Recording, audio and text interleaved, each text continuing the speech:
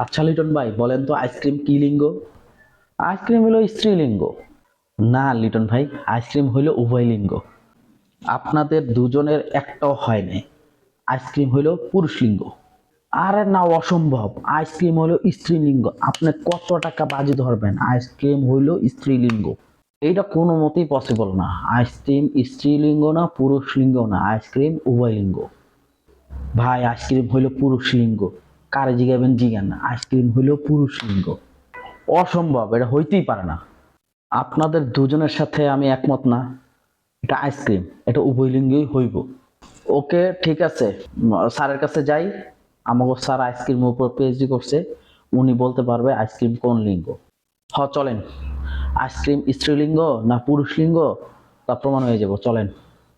আচ্ছা চলেন। স্যার, আসসালামু আলাইকুম। কি খবর মাহবুব